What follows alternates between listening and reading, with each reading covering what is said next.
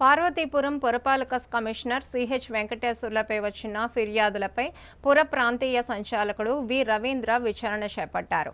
ముగ్గురు వ్యక్తులు కమిషనర్పై మున్సిపల్ శాఖ ఆర్డీకి ఫిర్యాదు చేయడంతో పార్వతీపురం మున్సిపల్ కార్యాలయంలో ఆర్డీ రవీంద్ర నేతృత్వంలో దర్యాప్తు నిర్వహించారు.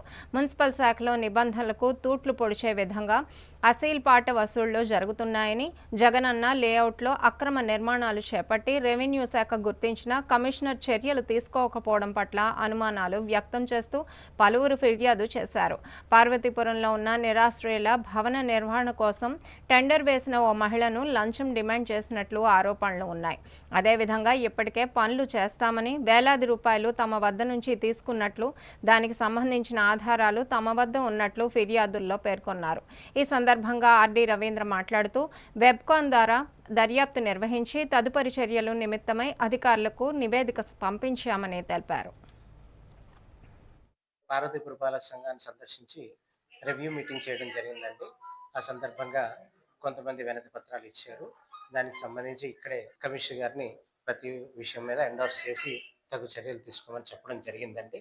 రీసెంట్గా కొంతమంది దగ్గర నుంచి కొన్ని ఎలిగేషన్స్ చేస్తూ కొన్ని కంప్లైంట్స్ మాకు అలాగే డైరెక్టరేట్ కూడా వెళ్ళేవి.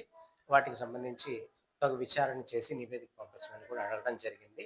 ప్రధానంగా జీవి రమణ గారు, వారు రిటైర్డ్ జర్నలిస్ట్, అదేవిధంగా పాకల సన్యాసరావు గారు, జేటి దయామణి గారు, వీరికి సంబంధించిన కంప్లైంట్స్ మీద ఈరోజు విచారణకు రావడం జరిగిందండి. వారిని పిలిచాము. వారికి సంబంధించి కంప్లైంట్ సంబంధించిన విషయాలన్నీ తెలియజేశారు.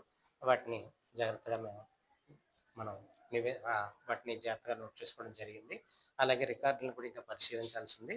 వీటన్నిటిని పరిశీలించడం మీదటగా ప్రభుత్వానికి దీనికి సంబంధించి నివేదిక పంపిస్తాం.